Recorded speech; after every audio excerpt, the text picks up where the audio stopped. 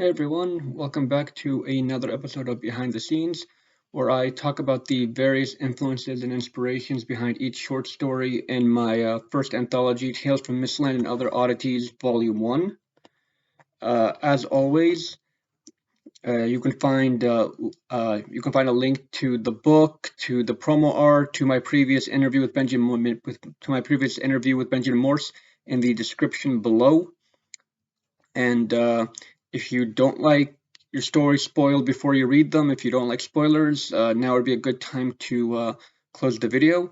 And with that out of the way, let's dive right in. So today's episode is going to be about Sorrow's End, which is the second story that I wrote, chronologically speaking. Sorrow's End is a little bit different from Dead Man's Trial in that there wasn't really a catalyzing event that caused me to write it. I sort of just woke up one day, I think it was a Tuesday or a Thursday, with an itch to write, and just I remember going to my cellular neuroscience class and just barely hearing a word the professor said, just 'cause my mind was so full of ideas. Uh, Dr. Price, if you ever stumble across this video and happen to remember me, I do sincerely apologize. Uh, so that week I pretty much just every day after class I would just go to the UTD library, sit in a chair, put in my earbuds, and just write while listening to music. I'd write for like an hour or two, and just the words came just pouring out of me. And in terms of rewriting and stuff, there wasn't really that much. Like sort of some light editing here and there, and there was some more editing when I was preparing the book to be put in the anthology. But the only major thing I would say was when I sent the story to my first editor, Graham Bennis. Uh, when he read the story, he really liked it, but towards the end, there was like a page-long speech where one of the main characters, Caius Tyrell, the Lord of the Titular Sorrow's End, where he basically kind of like laid out his entire life story, backstory, and all of his motives and everything else. And he told me, that this is really long and it kind of drags and it's kind of hard for a reader to like read a page-long speech. So maybe trim this a little bit. So I kind of sat there thinking, okay, what do I take out? What's essential for the story? As I sat there thinking about it, it kind of came to me, do I really need this speech at all? I mean, does it really add to the story to have all the questions answered, to have all the details? Especially in a story like this, where you're trying to go for like a sort of a creepier, darker vibe. Isn't less more, in the sense that the fewer answers you have, the more you have to fill in the gaps. It's better to leave that up to the reader's imagination, because God knows readers can come up with ideas that are way better or creepier than anything you could come up with as an author. So in the end, I decided to kind of cut the whole speech out, almost a whole page worth of content. And when I sat and I reread the story without that speech, it actually flowed a lot better. And if anything, leaving the details of his speech, of Caius's explanation, and the full conversation between him and the hooded man, leaving that off page and up to the reader's imagination, it actually made that final exchange between the two characters a lot stronger. So I'm really happy about that, because I'll admit, while Sorrow's End is not my personal favorite story, the one that's closest to me, that one's a different one I'll get to in a later episode. But I will say that the ending is one of my favorites. It's definitely one of the ones I'm proudest of having written, because to me at least, it strikes a very striking visual image, and imagery is something that's really important to me. I really want readers to see what the characters are seeing, feel what they feel, like if hear what they hear, and so on. As I kind of told some of my friends from time to time, I try to write like in a cinematic style. Like whenever I'm writing a scene, I'm thinking to myself, how would this look on a screen? What would the characters see? What would they hear? If they smell something, how would their faces? Would they smile at the smell? Would they scrunch up their nose like they smell a corpse or something? You know. So yeah. In terms of influences and inspirations, this story had three specific influences and inspirations that kind of inspired me to write it. that kind of influenced the story, the setting, and the plot and everything else. The first one are some old short stories you'll find from the Revolutionary era and colonial era America. Stories like The Devil and Daniel Webster, The Devil and Tom Walker. These old classic moral stories of the wicked men selling their souls to the devil in exchange for worldly power, worldly wealth, and in the end they lose out on the afterlife. The bigger picture thing. And I think they kind of as a non-Christian, the kind of thing kind of interested me about those stories was always kind of like, okay, these people send their souls to the devil. Well, what about good people or people that are kind of average? They're decent, but they're not really extraordinarily virtuous. They're not your saints, but they also aren't your wicked pharaohs of the Exodus, to use an extreme example of evil. What about them? Well, how would the devil tempt them? And what if their motive wasn't wealth or power or a woman or a man's heart or all those things that fall into like what you would call the seven deadly sins in Christian terms. What if the motivation was arguably something good or something moral? Like in the case of the story, saving a life, and not just any life, but the life of your child, the life of a child, and not just any child, your child. You know, you know, and how would that work ethically, morally? How does that work? And what's how would God see that? Like how would he see you? Like selling your soul to someone, like to someone, the soul that he gave you to someone. But it was to do something, and to do something good, and he knows because he's God. Your motives are pure. You're doing this for the best of reasons. And so on. So that was one of the inspirations for Sorrow's End. Taking that whole selling your soul kind of story, but flipping it on its head by making the protagonist a fundamentally decent person trying to do a fundamentally decent thing. And of course, the hooded man in the story, I don't describe what he is or what his master is. Is he a devil? Is he a jinn? Is he a fairy? Is he some kind of what you might call like a Marvel god? That he didn't create the universe, but he's a god in the sense that he has superpowers that are so beyond human scope. To our perspective, might as well be.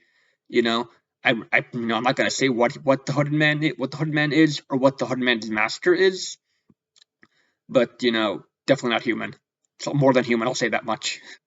Uh, the second influence was Richard III. And I got the Wars of the Roses is one of those little bits of medieval European, medieval English history I always find kind of cool and fascinating to read about.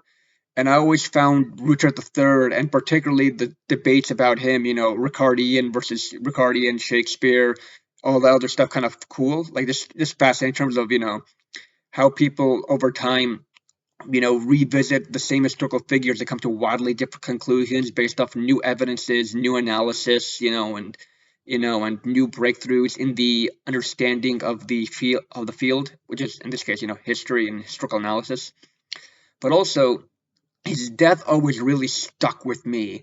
This really, really bombastic, chivalric swan song, if you will, and the way he dies in that battle at Bosworth, like in the mud, like within a stone's throw of killing Henry Tudor, but then he gets separated, but then they get separated, and then Stanley, the perfidious Stanley, betrays him and, decides to not literally stab him in the back, but hit him in the back. Because he brings his army to hit Richards in the rear because he sees that Richards' personal guard has been separated from the rest of his forces. That idea of like a guy like charging on horseback with his personal guard, trying to take out the enemy commander. That's like something out of a fairy tale, and then to see him, he's literally cut down, after being, surrounded and cut down by literally backstabbers. It always kind of stuck in my head, you know, especially because, there's just so many ways to interpret him. Did he really have his own nephews put to death? Was it someone else and he just got the blame? How power hungry was he? And was he a good king? Because I mean, in those 2 years, we have evidence of the laws he passed, and they seem pretty decent. And there's one or two evidences you have of people mourning his death, and even some of his enemies saying, he while he was a bad king, a bad man, he made good laws. So even they couldn't really fully tarnish his reputation as a lawgiver. So it kind of interested me to kind of like, I always kind of like wanted to write a story like, what if Richard III actually won? What if that final charge was successful and he did cut down Henry Tudor and the House of Plantagenet ruled England for centuries to come? But I never really, so I never really, could figure out how, what would be the story set in that timeline. But then kind of like, as Sorrow's End started percolating in my mind, coming together in my mind, I realized this was the way to tell it. This was a timeline where Richard III won, but also that Richard III in this story at least, he really did have his nephews put to death. And James Tyrrell, Sir James Tyrrell, who in real life, was toward, if I remember correctly, either Cromwell or one of the other confessors, he, confessed under torture or whatever to having done the deed, but again, how much stock can you put in any confession extracted through torture, especially so many years after the fact? And when the guy was basically on the outs with the Tudor government, there was another reason, there was other motivations to, take him to the block, as they say, besides, righting old wrongs or, a sudden, pang of conscience. But anyway, in this story, James Tyrrell really did kill the princes, to secure Richard's ascension, and that of course has cosmological consequences for both Richard's family and for James's family. Like and Richard's line, Richard's line is eventually deposed like centuries later, albeit briefly, in a alternative version of the Glorious Revolution, you know.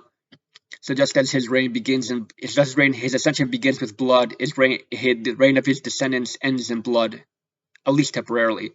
Similarly, James Tyrrell, he, for the first foul deed, he gains power, prestige, a higher position, and a new wife. But he doesn't get to enjoy it very long. He's Captain Calais for 13 years, and then he dies. 13 years it's a decent stint, but it's not long by any means. And he dies violently in battle. And of course, his descendants by his second wife, the one he married after his foul deed, the one that his foul deed enabled, they suffer every generation. No matter how many kids they have, only one of them has living offspring, only one of them carries on the family lineage, So you could have 10 kids, but only one of them has grandkids, or only one of them has grandkids that live, and just living with all that heartache and that grief and stuff every generation after generation, yeah, it's not easy. And one might ask, was it worth it? Was it worth damning your descendants for your own was it worth damning your own descendants in this world, and your own soul in the hereafter, just for power? Is it worth it? Could anything justify murder, especially the murder of children? I don't personally think so, but plenty of child monarchs have been put to the sword before, unfortunately, in our own real life history. So yeah, so that was the second inspiration. The idea of what if Richard III won, and he really had killed his nephews, but they were kind of what you might call there was kind of like a blood curse placed upon him and Sir James Tyrrell in that regard.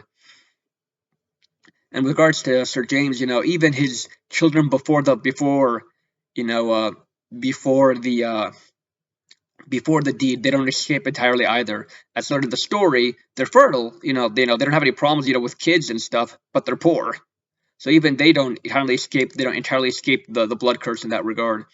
And similarly, what's the thing that kind of puts an end to the curse? It's, someone trying to save the life of children. You know what I mean? So the curse begins with, with the murder of children, and it ends with the saving of children. And just as there were two princes in the tower, Caius has two daughters. And stuff. As for the third and last reference, hopefully this one is kind of obvious for people who have read the story, but it was absolutely Edgar Allan Poe, specifically The Fall of the House of Usher. I absolutely loved the story when I read it in high school, and Poe's theory or idea of totality, that every detail of a story should be in service to one central motif, one central theme or image or vibe. I really want to try my hand at that. And so that's kind of what I wanted to do with Sorrow's End. I really tried to, make every detail, lead up to this really ominous, creepy, sad vibe. And similarly, just as the first sentence of The Fall of the House of Usher starts with, or I'm sorry, ends with the House of Usher. It's the same thing, exact same idea with Sorrow's End. Like the story literally begins and ends with the words, with the name of the setting. Sorrow's End. Because in a way, the story is less about Caius and less about the Hooded Man. It's more about the castle and the family and the history of the castle and the family. It kind of like consumes the characters, and it's, just, you're just a bit play. Caius is just a bit player at the end of a longer story of family tragedy, and it kind of it shows in the personal cost he's borne. Like he's all alone. He's aged prematurely. Like in a way, he really does kind of embody in one person all the pain and suffering of his entire family history, of his entire lineage, going back from him to Sir James Tyrrell. And so what happens in The Fall of Usher, the house falls into the tarn, and stuff like that. So I didn't want to do something. I wanted to do something similar, but not quite exactly the same thing. So I kind of settled for, okay, the castle on a cliff, and the cliff is over the sea. So you still get that awesome image of like the castle plummeting and stuff, but I added, the fire, and it's plummeting to the sea, and it's split in half, and all that stuff. But there's also a little bit of, a little bit of a bittersweetness, I would say, because the Hooded Man opens the curtain, and what does he see? He sees that banner flying freely in the wind, like no more blood curse, like it leaves you with a sense, like it leaves you like a certain mixed sense of mixed feelings, So yeah, that's pretty much what I had to share about Sorrow's End. Uh, Again, I apologize if for any rambling or stumbling. I do think I'm I think I do think I'm getting better though, a little bit. But anyway, feel free to leave comments, feedback. Any criticism. Criticism is welcome. Can get better if you don't know where your flaws or faults are. But yeah, with that out of the way, till next time, where I'll be discussing my third short story, and the only one that's explicitly sci-fi that I've written up to this point, The Mahdi's Final Death. That'll be episode 3. But until then, take care, everyone. Thank you so much for your time.